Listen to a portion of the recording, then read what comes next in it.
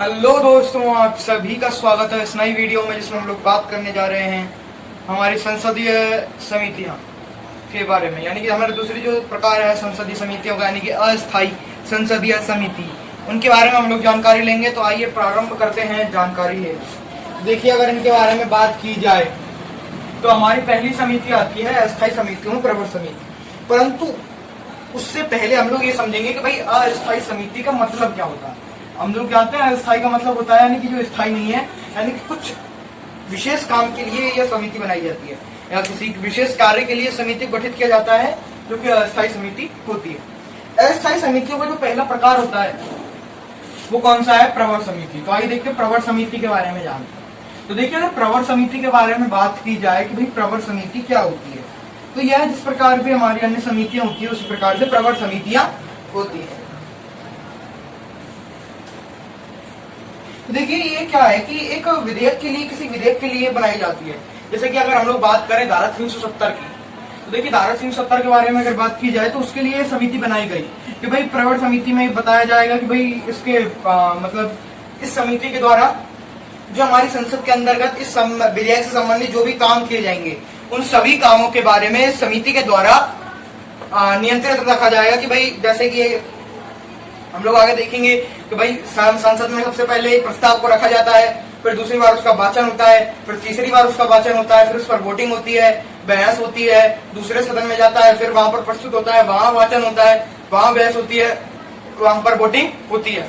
इस प्रकार से होता है। तो देखिए, सबसे पहले अगर हम लोग बात करें प्रवर समिति के बारे में, तो प्रवर समिति के बारे में अगर बात की जाए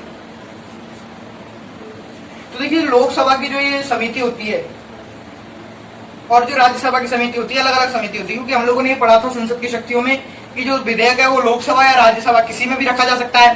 तो अगर हम लोग बात करें तो भाई इसमें कौन कौन सी मतलब लोकसभा, मतलब बोल सकते हैं हम लोग लोकसभा व राज्यसभा में अलग अलग होती है। क्या बोल सकते हैं? लोकसभा व राज्यसभा में अलग अलग, और अलग अलग होने के अलावा इसके जो सदस्यों की संख्या होती है, सदस्यों की संख्या की अगर बात की जाए कि भाई कितने सदस्य होते हैं, तो इसमें सदस्य होते हैं 30 सदस्य। कितने सदस्य होते हैं? 30 सदस्य होते हैं। कितने सदस्य होते हैं? 30 सदस्य होते हैं। अगले बिंदु के ऊपर चलते हैं। भाई हम लोगों ने देखा कि भाई लोकसभा और राज्यसभा में दोनों में अलग अलग प्रकार की समितियां होती हैं, अलग अलग होती हैं दोनों में समितियां, और दोनों में जो समितियां होती हैं उनमें कितने कितने सदस्य होते हैं? 30 सदस्य होते हैं। तो अगर बात की जाए कि भाई किसी विधेयक को अगर संयुक्त अधिवेशन में निपटारा किया जाता है, जैसे कि हम लोगों ने देखा था राष्ट्रपति की शक्तियों में कि भाई अगर कोई 6 माह तक रुक जाता है विधेयक तो उसे पास मान लिया जाता है, यानी कि जो पास नहीं हुआ है, ठीक है, और उसके बाद संयुक्त अधिवेशन द्वारा उसे पास कराया जाता है। संयुक्त अधिवेशन में जब भी कोई ऐसा निर्णय पास किया जाता है तो उसके लिए बनाई जाती है संयुक्त समिति। कौन समिति बनाई जाती है? संयुक्त समिति।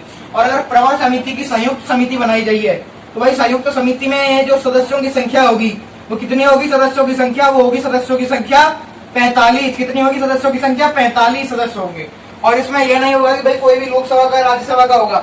इसमें जो लोकसभा और राज्यसभा में सीटें बराबर बटी हुई होगी। भाई 45 में से लोकसभा कितने होंगे और राज्यसभा के कितने होंगे? तो इसमें से जो 30 होंगे वो कौन होंगे? लोकसभा से, और 15 कौन होंगे? राज्यसभा से। 30 कितने होंगे? 30 कहां से होंगे? लोकसभा से, और 15 राज्यसभा से होंगे। ये बात हम लोगों ने देखी। संयुक्त समिति अगर बनाई जाती है तो उसमें 45 सदस्य होंगे, जिनमें से 30 सदस्य लोकसभा से और 15 सदस्य राज्यसभा से होंगे। ये बात हम लोगों ने देखी। अब अगर बात की जाए तो भाई जो विधेयक होते हैं उन विधेयकों में जो बिंदु दिए जाते हैं, जैसे कि हम लोगों ने जो किसान बिल है उसके 3 मुख्य चीजें थी। मंडी वगैरह के बारे में बात करना था और भी अन्य चीजों के बारे में बात की गई थी। उसमें मुख्य चीजों के बारे में बात की गई। तो उन मुख्य चीजों की जो जांच करने का काम है वो किया जाता है प्रवर समिति के द्वारा। यानी किसी विधेयक के मुख्य बिंदुओं की जांच की जाती है। यानी किसी विधेयक के मुख्य बिंदुओं की जांच की जाती है। मुख्य बिंदुओं की इसकी जांच की जाती है। विधेयकों के मुख्य बिंदुओं की जांच की जाती है। इसकी जांच की जाती है। विधेयक जो होते हैं उनके मुख्य बिंदुओं की जांच इसमें की जाती है। इसकी जांच विधेयकों के मुख्य बिंदु की जांच, इसकी मुख्य बिंदु के जांच, ठीक है। और अगर इसका दूसरा कार्य देखा जाए तो जो संसद की कार्यवाही एक तरीके से एक विधेयक के तौर पर जो चलती है, यानी कि कोई विधेयक अगर संसद में रखा जाएगा तो उसके लिए जो संसद की कार्यवाही चलती है उस कार्यवाही को भी ध्यान में इसी के द्वारा रखा जाता है। यानी कि जैसे कि कार्रवाई होती रही और उसके द्वारा इसको लिखा जा रहा है, वो काम भी किसके द्वारा किया जाएगा? प्रवर समिति के द्वारा। देखिए संसद में क्या क्या हुआ तो होता है। देखिए प्रथम वाचन किया जाता है, द्वितीय वाचन किया जाता है, तृतीय वाचन होता है और चतुर्थ वाचन होता है। 4 वाचन किए जाते हैं। प्रथम वाचन में जो है इसको प्रस्तुत किया जाता है, द्वितीय वाचन में इसके लिए समिति वगैरह जो है वो बनाई जाती है, तृतीय वाचन में जो है इसके ऊपर बहस की जाती है, चतुर्थ वाचन में जो है इसके ऊपर वोटिंग की जाती है और वोटिंग से निश्चित हो जाता है कि भाई करना क्या है। ठीक है, तो अगर हम लोग देखें कि भाई वाचनों का भी ध्यान रखा जाता है, किसका? वाचनों का ध्यान। आगे हम लोग देखेंगे एक अलग से टॉपिक आएगा, संसदीय प्रणाली, यानी कि संसदीय बोल सकते हैं हम लोग कार्य प्रणाली, यानी संसद का कार्य किस प्रकार चलता है उसे हम लोग डिटेल में समझेंगे। वाचनों का ध्यान रखने का काम किसके द्वारा किया जाता है? प्रवर समिति के द्वारा किया जाता है। किसके द्वारा किया जाता है? प्रवर समिति के द्वारा किया जाता है। ये हमारी पहली समिति थी। अब हम दूसरी समिति जो है हमारी उसके बारे में जानकारी लेते हैं, जो कि है संयुक्त संसदीय समिति। अब देखिए अगर हम लोग बात करें कि भाई संयुक्त संसदीय समिति, तो ये जो है प्रवर समिति से थोड़ी अलग होती है, यानी कि किसी विशेष विधेयक के लिए इसे बना लिया जाता है। वैसे ये दोनों समितियां विधेयकों के लिए बनाई जाती है, और जो प्रवर समिति है वो तो प्रत्येक विधेयक के लिए बनाई जाती है, जबकि जो हमारी दूसरी समिति है संयुक्त संसदीय समिति, वो कुछ विशेष विधेयकों के लिए ही निर्मित की जाती है। कौन सी समिति है? संयुक्त संसदीय समिति। कौन सी समिति है? संयुक्त संसदीय समिति।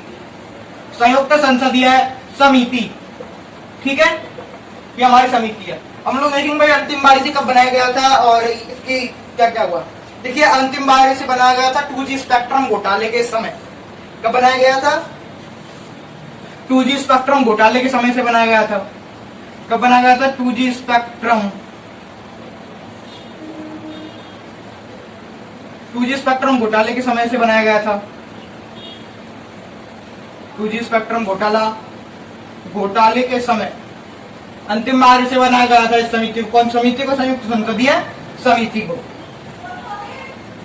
और अगर बात की जाए कि भाई कितने जो हमारे सदस्य हैं वो इस समिति में होते हैं, तो अगर बात की जाए तो इस समिति में कुल 30 सदस्य होते हैं। कितने सदस्य होते हैं इस समिति में? इस समिति में होते हैं कुल 30 सदस्य। कितने सदस्य होते हैं इसमें? इसमें होते हैं कुल 30 सदस्य। कितने सदस्य होते हैं? कुल 30 सदस्य होते हैं इस समिति में। ठीक है, 30 सदस्य होते हैं, और 30 सदस्यों का जो इसमें निपटारा किया जाता है वो किया जाता है 20 और 30 10 के लिए। क्या किया जाता है? 30 होते हैं, 30 को किन किन में बांटा जाता है? 20 में और 10 में। 20 जो होते हैं वो किससे होते हैं? लोकसभा से। 10 जो होते हैं वो किससे होते हैं? राज्यसभा से। विशेष विधेयकों के लिए, विशेष चीजों के लिए इस समिति का गठन किया जाता है। कौन सी? संयुक्त संसदीय समिति का गठन किया जाता है। ठीक है, आगे बात करते हैं। आगे बात करें तो इसकी जो अंतिम बार इसे बनाया गया था, तो इसके जो अध्यक्ष थे वो थे पीसी चाको। कौन से थे? पीसी चाको।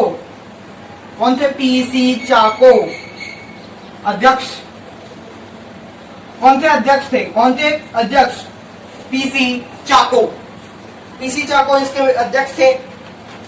ठीक है, देखिए इसी के साथ हमारी जो दो अस्थायी समितियां, प्रवर समिति और संयुक्त संसदीय समिति, वो उनका टॉपिक खत्म होता है, और इसी के साथ संसदीय समितियों का पूरा टॉपिक खत्म होता है।